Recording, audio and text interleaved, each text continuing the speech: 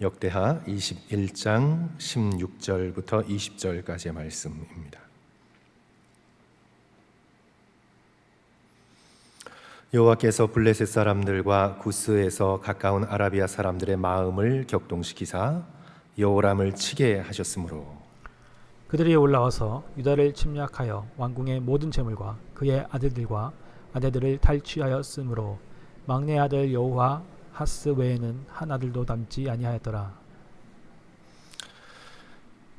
이 모든 일 후에 여호와께서 여호람을 치사 능히 고치지 못할 병이 그 창자에 들게 하셨으므로 여러 날 후 2년 만에 그의 창자가 그 병으로 말미암아 빠져나오매 그가 그 심한 병으로 죽으니 백성이 그들의 조상들에게 분향하던 것 같이 그에게 분향하지 아니하였으며.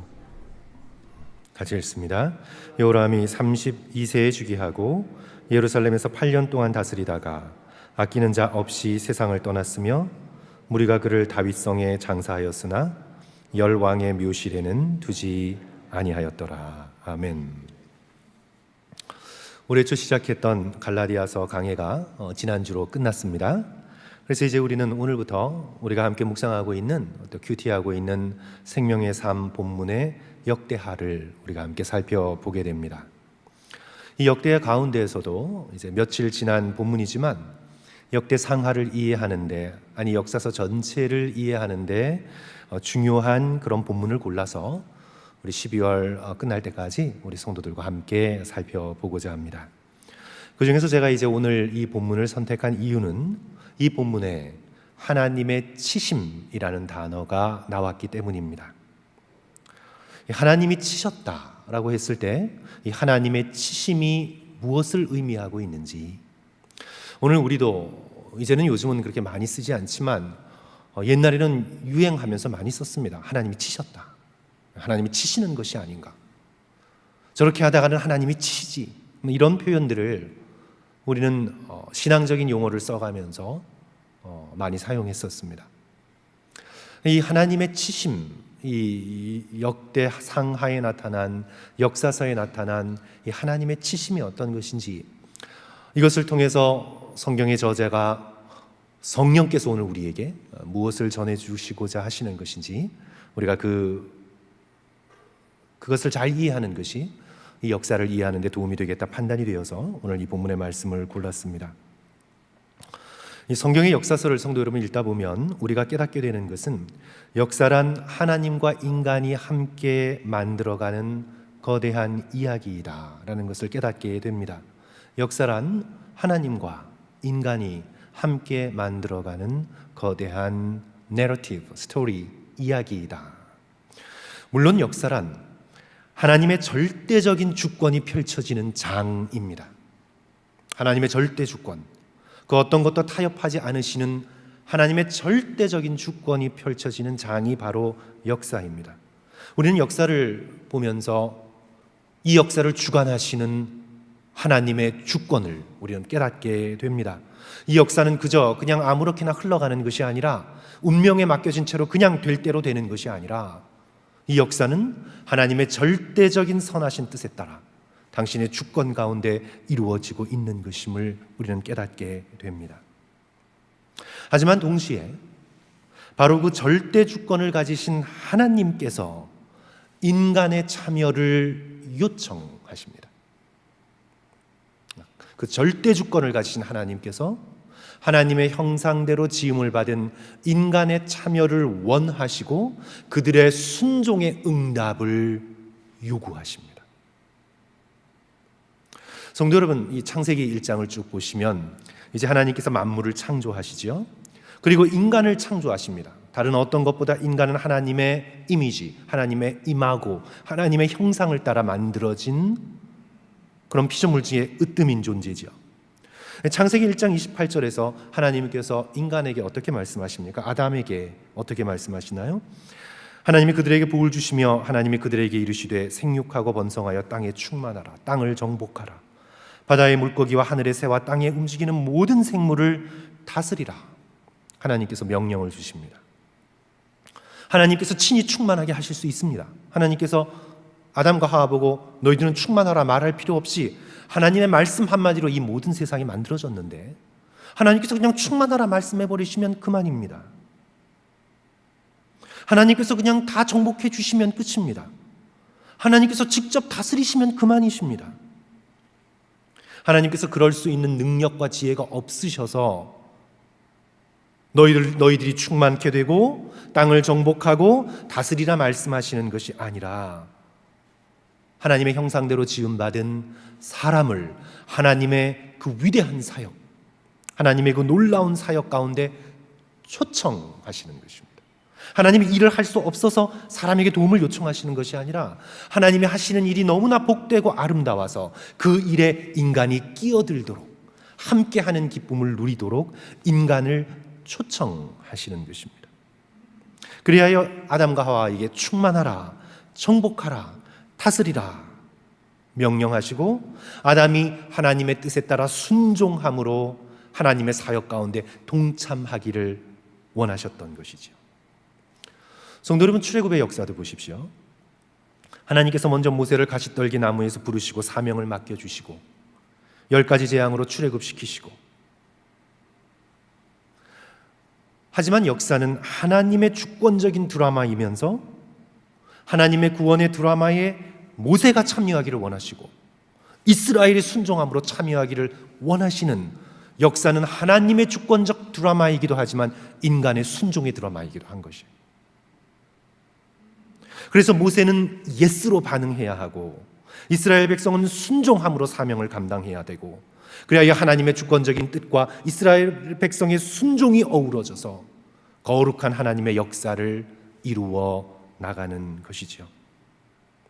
그럴 때 비로소 역사는 하나님의 뜻에 따라 인도되는 거대한 성역사, 거룩한 역사, 독일말로 하일스게시테, 거룩한 역사가 되는 것입니다. 그래요, 성도 여러분, 우리가 이제 성경의 역사서를 읽어 내려가면서 우리는 두 가지 축을 항상 기억하고 있어야 합니다. 역사는 하나님의 절대적인 주권이 드러나는 장임과 동시에 인간의 순종을 요구하시는, 그런 인간의 순종으로도 이루어져야 하는 하나님과 인간이 함께 써내려가는 거대한 드라마다. 그것을 우리가 기억할 수 있어야 합니다.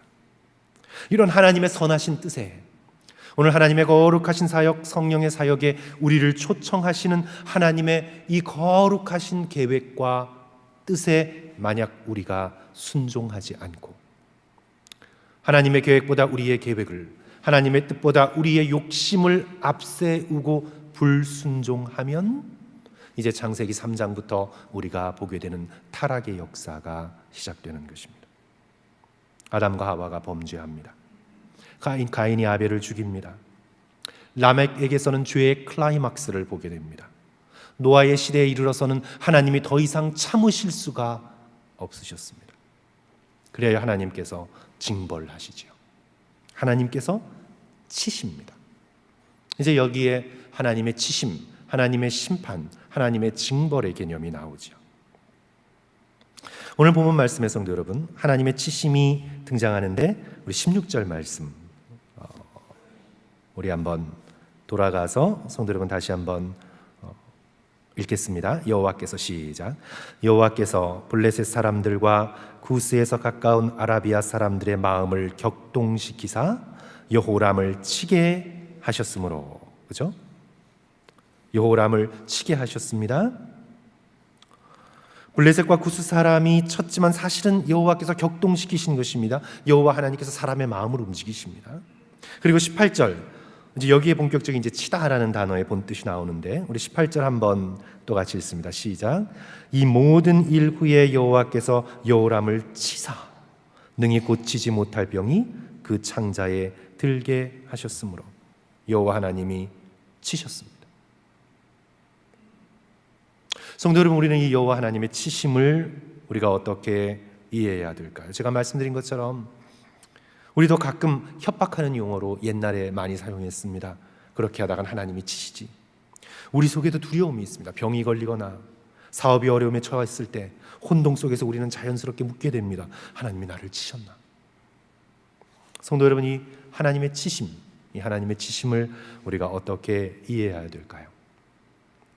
이것을 세 부분으로 나누어서 오늘 함께 간단하게 우리 성도 여러분과 함께 살펴보고자 합니다. 첫째로 하나님의 치심은 당연히 제가 말씀드린 것처럼 하나님의 이 치심을 통해서 우리는 당연히 하나님께서 역사의 주관자가 되시고 역사를 개입하시는 분이시다라는 것을 깨닫게 됩니다. 여기 치다는 히브리어 나가프라는 단어입니다. 스트라이크, 그죠? 스마이트, 때리는 것입니다. 치는 것입니다. 손으로 또는 막대기로 내려치는 것입니다. 성경에서 가장 많이 나오는 이 하나님의 치시다라는 표현은 출애굽기에 나오는데요. 특별히 이집트를 치실 때, 바로를 치실 때, 애굽을 치실 때. 우리 출애굽기 한번 찾아봅니다. 성도 여러분, 출애굽기 8장 2절로 저희들 한번 가보겠습니다. 출애굽기 8장 2절. 우리 함께 읽을까요? 구약성경 91쪽에 있습니다. 내가 만일 보내기를 거절하면 내가 개구리로 너의 온 땅을 치리라. 내가 개구리로 너의 온 땅을 칠 것이다. 우리 또한 4장 넘기셔서 출애굽기 12장 13절 저희들도 함께 읽을까요?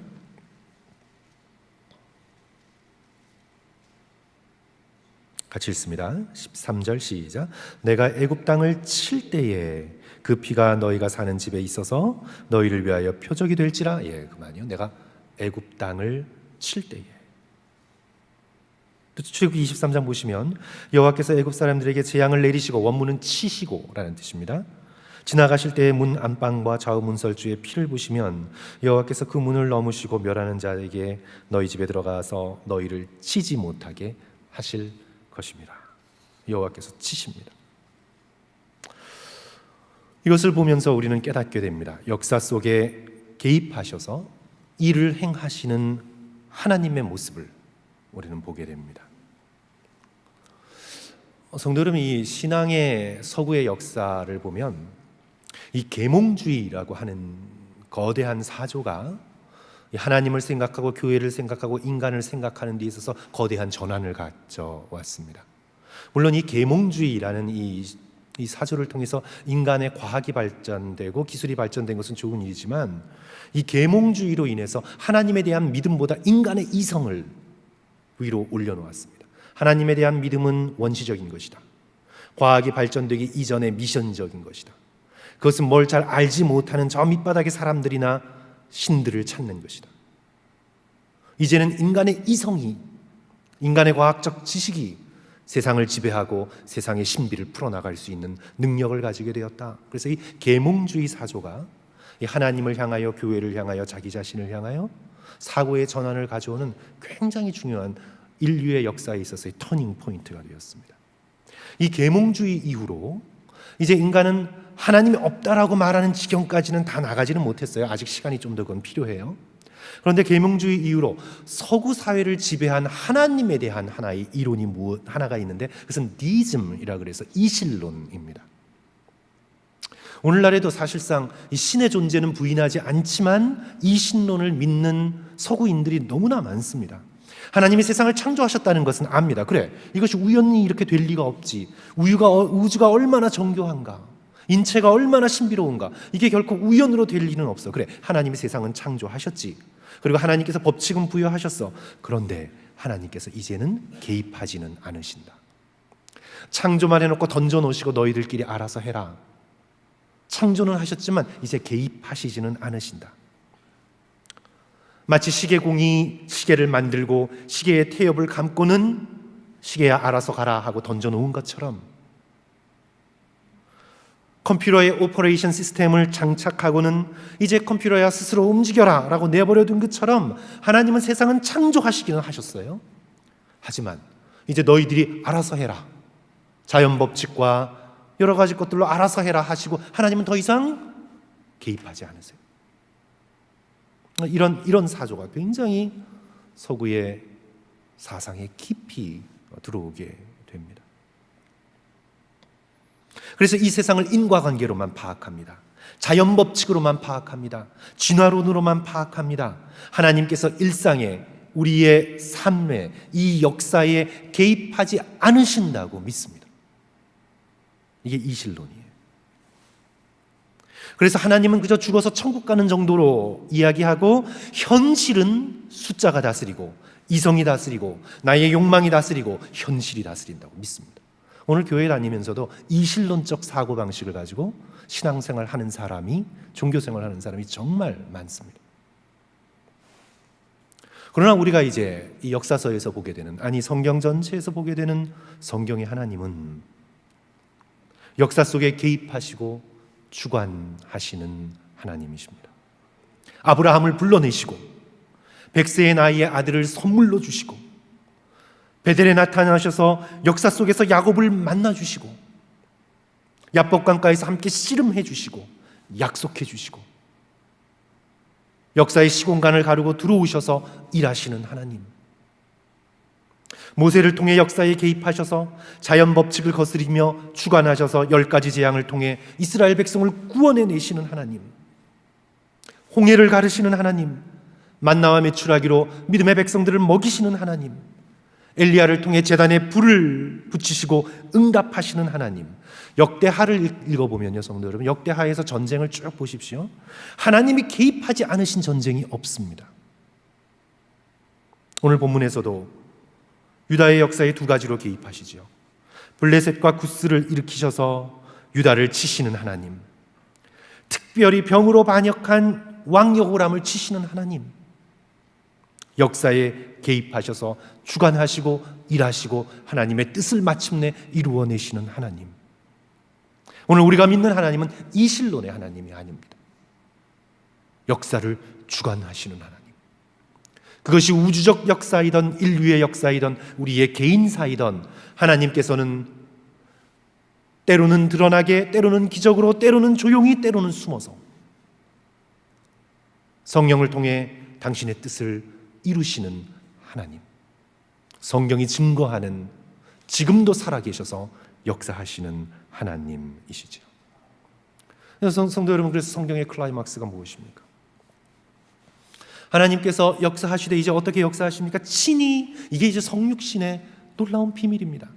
하나님께서 친히 인간이 되셔서 구체적으로 역사 한가운데에 태어나시고 걸으시고 고난받으시고 죽으시고 부활하셔서 이 역사의 한가운데 들어오셨습니다. 누구를 통해서? 나사렛 예수 그리스도를 통해서. 그래야 우리는 하나님이 어떤 분인가를 깨닫게 됩니다.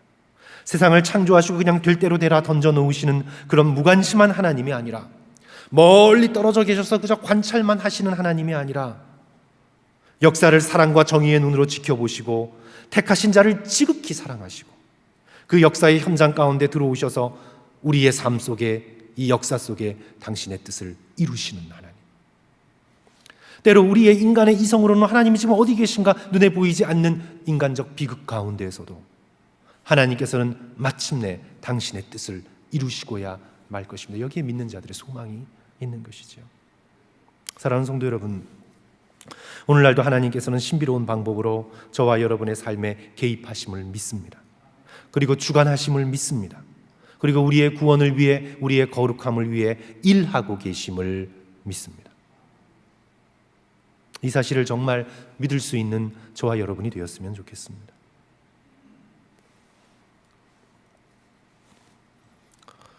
(20세기) 초에 이 전설적인 탐험가가 있습니다. 북극의 탐험가인 어니 쉐클턴이라는 그런 탐험가가 있는데, 제가 여러 번, 한 2-3번 성도 여러분과 함께 말씀을 나눈 적이 있습니다. 제가 얼마 전에 그 인듀어런스, 어니 쉐클턴의 위대한 모험이라는 책을 읽어서 제가 몇 번 말씀을 드린 기억이 납니다.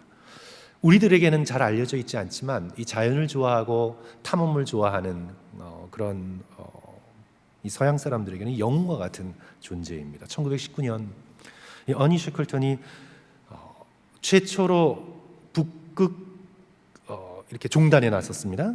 북극 탐험에 나갔다가 이 종단에 나섰다가 이제 정말 큰 위기에 봉착합니다. 배가 떠다니는 빙하 부빙에 부딪혀서 이제 나가지를 못하는 거예요. 분명히 바다였는데 빙하가 떠다니면서 모여들어 가지고요, 이 배가 그것을 수해빙선이 아니기 때문에 그걸 뚫고 나갈 수가 없는 거예요. 거기다가 이제 라디오까지 다 고장이 납니다. 이제 가까운 기지에 가서 구조를 요청해야 되는데 유일한 길은 구명보트를 의지하여 가는 수밖에 없어요. 살을 애는 듯한 추위와 칠흑 같은 어두운 밤에 이제 나머지 한 열 몇 명은 남겨놓고 이제 건강한 5명이 무려 16일 동안 부빙 사이의 좁은 바다를 노를 저어서 가면서 이제 구조를 하러 갑니다. 16일째 되는 날 얼음산을 뚫고 이제 협곡을 걸어가는데 이제 5명 중에 2명은 더 이상 탈수 증세를 보여서 같이 가지를 못하고 텐트에 남겨두고 이제 나머지 3명이 필사의 목숨을 건 행군을 해나갑니다. 나머지 3명에게 이제 달려 있습니다. 무려 36시간 동안 잠을 자지도 않고 먹지도 않고 온 힘을 다하여, 이게 자기 3사람의 생존만 걸린 것이 아니라 자기들에 따라서 나머지 18명 이상의 삶이 걸린 거예요. 온 힘을 다하여 인간적으로는 도저히 불가능한 그 놀라운 여정을 하면서 결국은 가까운 기지에 도착해서 기적적으로 한 명도 죽지 않고 다 구조가 되는 그런 놀라운 일이 벌어졌습니다. 그 일로 인해서 이제 북극 탐험은 실패했지만 이 어니 셰클턴이 그의 리더십이 굉장히 많은 사람들에게 큰 영향을 미치게 됐죠. 이제 거기에서 이제 어떻게 기록하고 있냐면 이제 어니 셰클턴이 이름도 모를 산과 빙하를 36시간 동안 통과하면서 너무 힘들어 포기하고픈 생각이 온 몸을 파고들었다. 왜 그렇지 않겠습니까? 그럴 때마다 다시 힘을 내어 걷고 또 걷고 또 걸어서 이것에 도착했습니다. 근데 이제 이 어니 셰클턴이 뭐 아주 독실한 기독교인이거나 그러지는 않았어요. 그런데 이제 이 부분이 참 저는 마음에 드는데요. 그런데 참 신비로운 것은 제가 말씀드린 3명이 걸었다 그랬잖아요. 그때 3명이 아닌 마치 4명이 걷고 있는 것 같은 느낌이었습니다. 좀 무섭죠. 그 당시에는 아무에게도 얘기하지 않았는데 어니 셰클턴 자신도 느꼈고 조수인 우슬리도 느꼈고 그 자기 조수가 이렇게 말하는 거였습니다. 보스, 행군하고 있는 내내 이상한 느낌이었습니다. 마치 한 사람이 더 걷고 있는 느낌이었습니다. 한 사람이 더. 성도 여러분, 그의 이 고백을 들으면 오늘 우리는 다니엘서의 어떤 사건을 생각하게 됩니까? 3사람이 풀무불에 있었습니다. 고난의 풀무불, 죽음의 풀무불, 모든 희망이 사라져가는 절망의 풀무불 안에서 한 사람이 더 있었습니다. 우리가 이번 주일 함께 살펴볼 본문 말씀인데요, 이사야 43장 1절 2절 야곱아 너를 창조하신 여호와께서 지금 말씀하시느니라. 이스라엘아 너를 지으신 이가 말씀하시느니라. 너는 두려워하지 말라. 내가 너를 구속하였고 내가 너를 지명하여 불렀나니 너는 내 것이라. 내가 물 가운데 지날 때에 내가 너와 함께 할 것이라. 내가 강을 건널 때 물이 너를 침몰하지 못할 것이며 내가 불 가운데로 지날 때에도 타지 아니할 것이요 불꽃이 너를 사르지도 못하리니 대전하는 여호와 내 하나님이요 이스라엘의 거룩한 이요 내 구원자임이라. 결코 믿는 자를 물 가운데 홀로 내버려 두지 않으시는 하나님, 결코 강을 혼자 건너도록 내버려 두시지 않는 하나님, 불꽃 속에서 그저 지켜만 보지 않으시는 하나님, 당신의 백성과 함께 하시겠다고 말씀하시며 약속하시는 임마누엘의 하나님. 우리는 인류의 역사 가운데 들어오셔서 우리의 작은 삶의 순간에도 우리를 버리지 아니하시고 머리카락까지 다 세신 바 된 놀라운 사랑과 관심과 은혜로 오늘 우리와 함께 하시는 하나님을 믿습니다. 그러나 하나님을 끊임없이 거스르고 끊임없이 하나님이 없는 것처럼 자신의 욕심을 따라 불의를 행하고 수없는 회개의 기회가 매일매일 주어짐에도 불구하고 그 수만 일, 삶의 모든 일들을 더욱더 죄를 짓는 일로 소미해 버리는 하나님을 거스리는 반역의 백성들에게 우리 하나님께서는 또한 내버려 두시지 않으십니다. 우리 하나님은 내버려 두시는 분이 아니십니다. 하나님께서 그들을 찾아가시고 그들을 치고 그들을 징벌하시고 그들에게 손대시는 하나님이십니다. 그래서 우리는 하나님의 치심, 이 치심 속에서 역사 가운데 들어오셔서 역사를 주관하시며 개입하시는 하나님을 깨닫게 되죠. 그래서 우리는 이 하나님의 치심을 나눌 때에, 생각할 때에 하나님께서 당신의 백성과 함께 하시지만 동시에 이 하나님의 치심은 하나님께서 반드시 선과 악을 가려내신다. 성도 여러분, 우리는 그것을 잊지 말아야 합니다. 하나님께서는 반드시 가려내십니다. 선과 악에 예민하신 하나님께서 반드시 가려내십니다. 오늘 우리가 선을 행하다가 손해를 보고 억울함을 당하고 상처를 받고 아픔을 느낄 때 하나님께서 반드시 가려내십니다. 사람들에게 오해받는 것 같고 사람들은 모르는 것 같아 억울하지만 하나님은 아십니다. 정의로우신 하나님을 우리는 보게 되죠. 성도 여러분, 하나님께서 여호람을 치신 이유는 그가 악하기 때문입니다. 아버지 여호사밧이 형제들에게 골고루 자신의 왕국과 유산을 나누어 주었습니다. 장자인 여호람에게 왕위를 주었습니다. 그는 아버지로부터 조상으로부터 받을 수 있는 목을 받을 만큼 받았습니다. 21장 3절 말씀 보시면 그의 아버지가 그들에게는, 여호람의 동생들에게는 은금과 보물과 유다의 견고한 성읍들을 선물로 후히 주었습니다. 여호람은 장자이므로 왕위를 주었습니다. 권력을 주었습니다. 그런데 얼마 있다가 여호람이 왕위를 얻고 권력을 얻고 난 다음에 어떻게 합니까? 형제들을 다 잡아 죽입니다. 4절, 여호람이 그의 아버지의 왕국을 다스리게 되어 세력을 얻은 후에 그의 모든 아우들과 이스라엘 방백들 중 몇 사람을 칼로 죽였더라. 너무 악하죠. 자신의 동생들을 권력 때문에 다 죽입니다. 그리고 그것에 그치지 않습니다. 우상을 숭배합니다. 11절 보시면 여호람이 또 유다 여러 산에 산당을 세워 예루살렘 주민으로 음행하게 하고 유다를 미혹하게 했습니다. 하나님께서 선지자 엘리야를 통해 경고하셨습니다. 그 경고대로 창자가 빠져나오며 고통 가운데 죽게 되는 끔찍한 병에 그가 걸리게 됩니다. 오늘 이 하나님의 여호람을 치시는 이 사건이 오늘 우리에게 가르쳐 주는 것이 무엇입니까? 하나님께서는 악을 반드시 징벌하십니다. 여기서가 아니면 죽은 이후라도 하나님은 악을 징벌하십니다. 예수 그리스도의 십자가의 공로를 의지하지 않고 더욱 행악하고 하나님을 등지고 반역의 길로 가는 백성들을 하나님께서는 그저 좋은 게 좋은 것으로 그냥 내버려 두지 않으시고 징벌하십니다. 성도 여러분, 우리 인간이 영원히 살도록 창조되었습니다. 그 증거가 무엇입니까? 인간만이 영원을 소망합니다. 전도서 3장 11절, 하나님이 모든 것을 지으시되 때를 따라 아름답게 하셨고 또 사람들에게는 무엇을 주셨습니까? 영원을 사모하는 마음을 주셨습니다. 오늘 우리의 심령의 깊숙한 곳에 영원을 사모하는 마음이 있습니다. 우리가 어떤 사람을 정말 깊이 사랑하면 영원히 함께 있고 싶은 갈망을 느낍니다. 우리가 자녀를 깊이 사랑하면 영원히 자녀를 사랑하고 함께 있고 싶은 마음을 느낍니다. 왜냐하면 우리는 영원히 존재하도록 창조되었기 때문입니다. 그래서 우리의 마음속에 영원을 사모하는 마음이 있습니다. 오늘 우리에게. 그래서 우리의 육체는 죄값을 치러 잠깐 이 세상을 살게 되지만 우리의 영혼은 영원히 살게 되고, 그래야 하나님의 뜻하신 때에 우리의 영혼이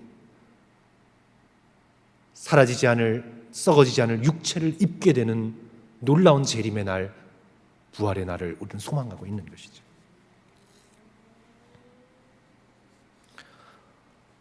우리의 마음속에 또 하나의 하나님의 심판과 하나님의 보상을 우리가 증명할 수 있는 우리의 마음속에 하나의 기준이요, 성도 여러분, 어느 시대에나 어느 문화권이나 권선징악의 윤리가 있습니다. 그렇죠? 비록 하나님을 잘못 믿고 믿지 않는 그런 원시 시대에도 권선징악은 보편적으로 있습니다. 비록 하나님의 말씀을 문자적으로 깨닫지 못했다 할지라도 하나님은 우리에게 양심을 심어 넣어 주셔서 우리의 영혼에 지울 수 없는 흔적으로 남겨두셔서 선악의 기준과 심판이 있다는 것을 알게 하셨습니다. 오늘 우리에게 양심이 있습니다. 인생을 살아가면서 제일 힘든 건 양심이 힘들 때입니다. 육체는 좀 고단스러워도 양심이 깨끗하면요, 그러면 인간은 기쁨을 누릴 수가 있습니다. 그런데 인간의 양심이 더러워지기 시작하면 이제 이 양심으로 인한 고통은 이제 우리에게 영원합니다.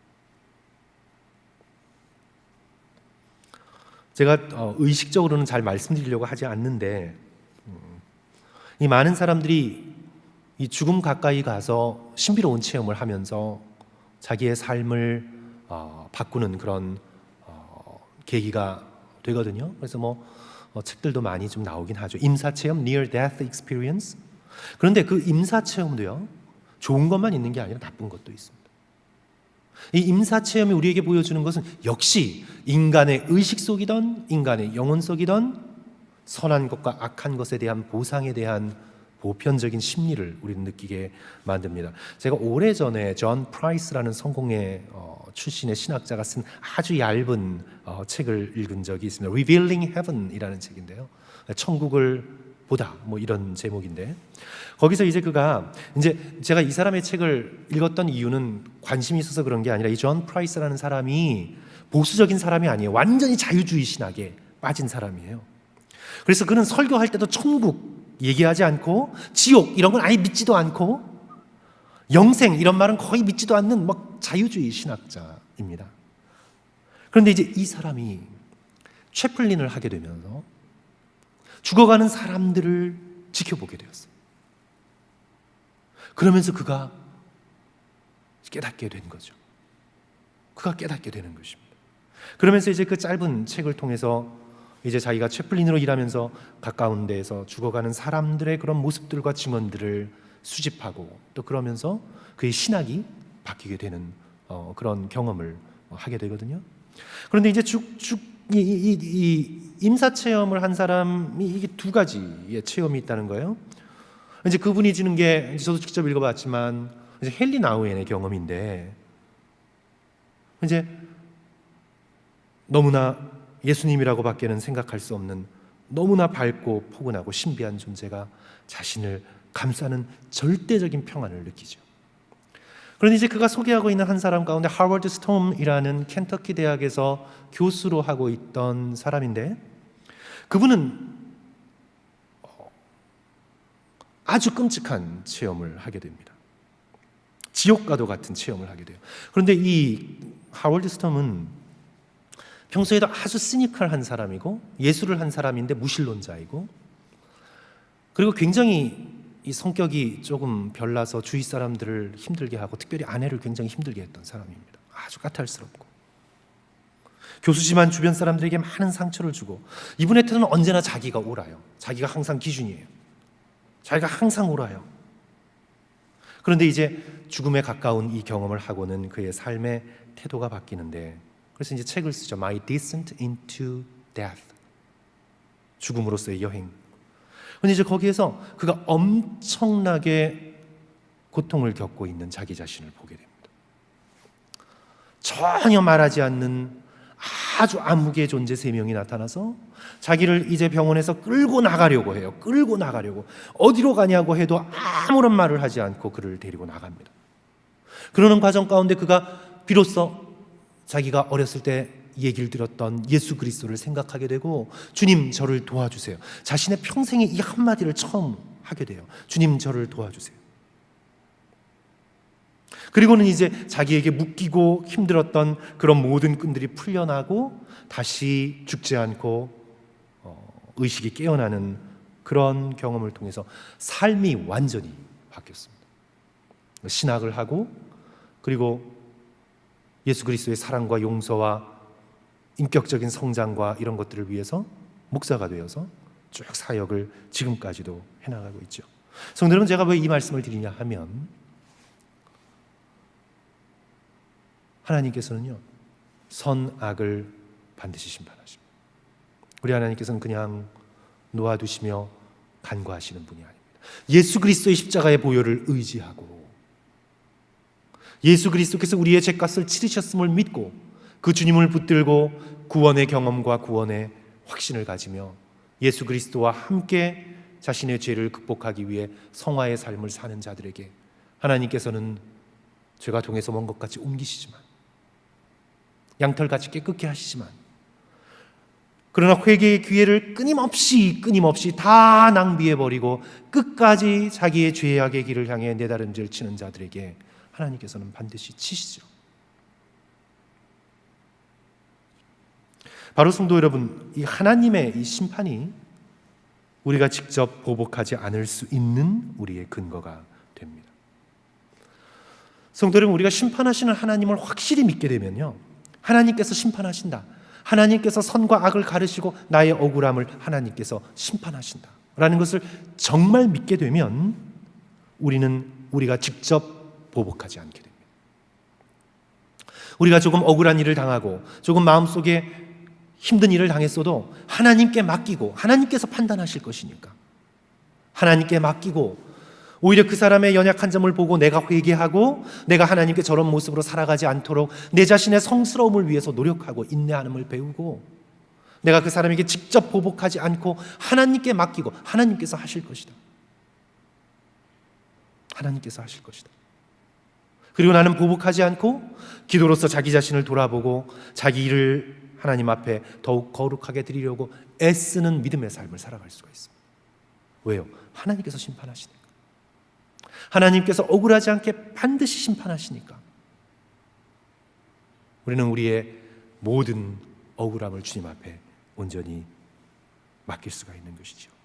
그래서 사랑하는 성도 여러분, 믿음의 백성에게는 하나님의 치심이 복이요 은혜가 되는 것을 우리는 깨닫게 됩니다. 이제 마지막으로 성도 여러분, 이제 제가 좀 나누고자 하는 말씀은요, 이 하나님이 치셨다라는 말을 오용하거나 남용하지 말아야 합니다. 그러지 마셔야 합니다. 우리는 우리의 신앙이 깊어지고 또한 성경에 대한 지식이 깊어질 때 우리는 정말 주의하고 주의해야 될 것이 우리가 교만하지 않도록 조심해야 합니다. 초신자일 때는 잘 모르죠. 그런데 이제 우리의 신앙이 연륜이 쌓여가고 그래야 우리가 신앙적인 체험을 하고 지식이 깊어지면요, 성도 여러분, 이제 우리는 마지막 교만의 시험을 통과해야 되는데 내가 남을 판단하고 정죄할 수 있는 위치에 올라섰다는 착각을 하게 됩니다. 드러내놓고 그러지는 않죠. 그런데 우리의 깊은 의식 속에 공로의식이 있기 때문에 우리는 항상 내가 다른 사람을 판단할 수 있는 위치에 있다는 자만한 생각을 마음속에 품게 됩니다. 특별히 그럴 때 우리가 가장 잘 사용하는 것이 뭐냐 하면 내가 잘할 수 있는 것 한 가지를 가지고 다른 사람들을 판단해요. 예를 들어 목회자 가운데 40일 금식 기도를 여러 번 하고 성공하신 분, 성도 여러분, 40일 금식 기도를 했으면 성도 여러분, 그 40일 금식 기도의 성령의 열매가 무엇으로 나타나야 되죠? 자기 자신을 부인하고 더욱 겸손하고 더욱 자기가 죄인 되었음을 깨닫는 성령의 열매로 나타나야죠. 그렇지 않아요, 성도 여러분? 그렇죠? 그런데 이것을 그렇게 하지 못하면 자기 자신을 자랑스럽게 생각하게 됩니다. 더 나아가서 자기를 기도의 권위자처럼 생각해요. 그래서 이런 말과 생각을 할 수도 있어요. 어떤 사람 기도하는 걸 보고 저게 기도야? 하나님은 그런 기도 안 받으셔. 이렇게 생각할 수도 있어요.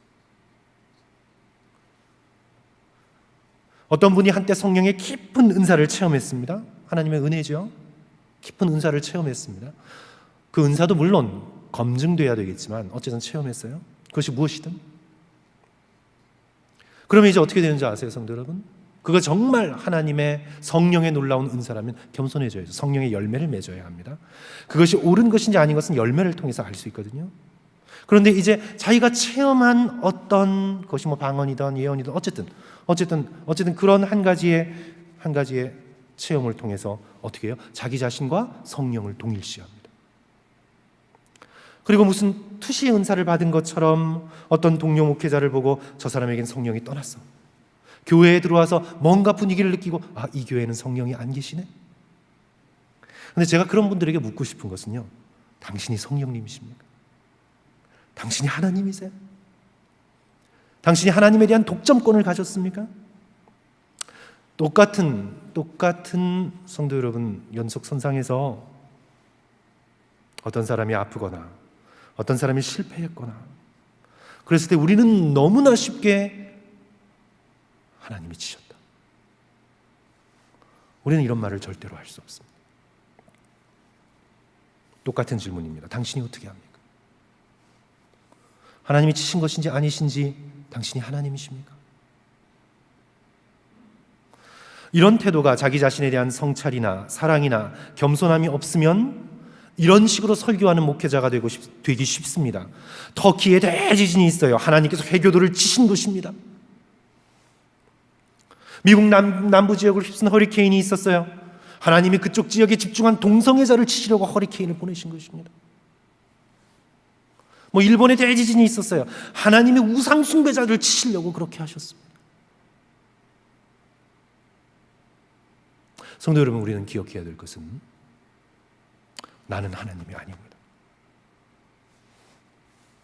우리는 다른 이의 고통에 대해 우리가 그 고통을 밝혀낼 수도 없고 그 고통에 대해 이 고통은 무엇 때문이다 얘기할 수 있는 권한도 우리에게 없습니다. 고통은 너무나 신비스러운 것이라 고통 속에서의 의미는 고통당하지 않는 자가 설교해서 줄 수 있는 것이 아니에요. 이 고통의 의미는 지금 자기가 고통을 당하고 있는 자가 스스로의 성찰을 통해 깨달을 수 있을 뿐이에요. 밖에서 이 고통은 무엇 때문입니다. 이렇게 쉽게 말할 수 없어요. 우리가. 그렇게 할 수 있는 능력도 없고 권리도 우리에게 없습니다. 우리가 그렇게 하려고 할 때 욥기에 나타나는 세 친구처럼 그렇게 잘못을 범하게 됩니다. 교만한 조언을 하게 됩니다. 고통 가운데 있는 자에게 우리가 해줄 수 있는 최선은 함께 머물러 함께 고통당하는 것입니다. 함께 옆에서 아파하고 눈물 닦아주고 자기도 눈물 흘리며 함께 기도해 주는 것 밖에는 우리가 할 수 있는 것이 없습니다. 이 한계를 넘었으면 우리는 굉장히 교만한 조언을 하게 됩니다. 성도 여러분, 욥기의 교훈이 뭡니까? 욥이 왜 고통을 당합니까? 욥의 고통의 이유가 무엇입니까? 그가 너무 의로워서 당하는 것입니다. 욥의 지금 고통의 이유는 그가 다른 사람들보다 너무나 의롭고 하나님을 경외하기 때문에 사단이 시험을 한 것이에요. 그가 악했다면 고통을 당하지 않았어요. 그죠? 욥이 고통을 당하는 이유가 무엇입니까? 욥은 지금 너무 의로워서 사단에게 시험을 받아 고통을 당하고 있는 것입니다. 그런데 욥의 친구들은 뭐라고 얘기합니까? 너가 범죄를 했기 때문에 하나님이 너를 치시는 것이다.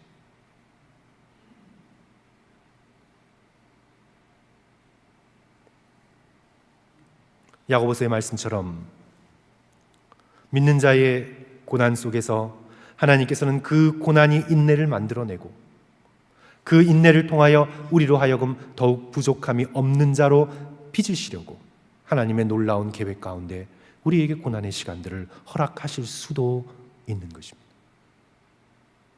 그래서 성도 여러분, 우리가 다시 한번 이 하나님의 치심이라는 이 단어를 우리가 함께 역사서에서 읽으면서 우리는 결코 하나님이 아니기 때문에 타인의 고통을 우리가 판단할 수 없음을 기억할 수 있는 저와 여러분이 되었으면 좋겠습니다.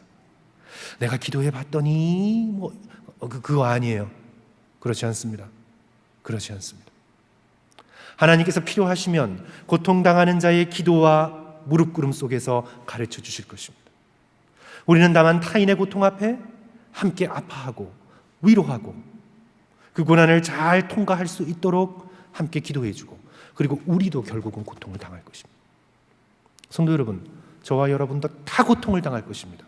이 세상을 살아가면서 고통에 면제된 사람은 하나도 없습니다. 성도 여러분, 제가 목회자이면 고통을 덜 당할 것 같아요? 하나님께서 우리 성도들보다 저를 더 아주 고통이 없는 곳으로 저를 인도하실 것 같아요. 그렇지 않죠. 우리 모두는 고통을 당하게 되어 있습니다. 그래요, 우리는 고통 속에서 예수 그리스도를 붙들고 용감하게 고통을 이길 수 있도록 그 고통 가운데 함께 하시는 하나님을 의지하면서 우리가 서로서로 기도해주고 서로서로 겸손하게 서로를 위해 위로할 수 있는 저와 여러분 되시기를 주님의 이름으로 간절히 축원합니다. 오늘 이 말씀을 통해 제가 정리합니다. 성도 여러분, 하나님의 치심을 어떻게 이해해야 된다고요? 하나님은 역사에 개입하시고 주관하신다. 그리고 하나님은 두 번째, 선과 악을 반드시 심판하신다. 그리고 우리는 하나님이 아니므로 쉽게 하나님이 치셨다는 말을 오용하거나 남용하지 말고 고통 가운데 함께 머물며 서로를 위해 기도해주는 겸손한 믿음의 성도들이 되시기를 주님의 이름으로 간절히 축원합니다. 우리 함께 기도하겠습니다.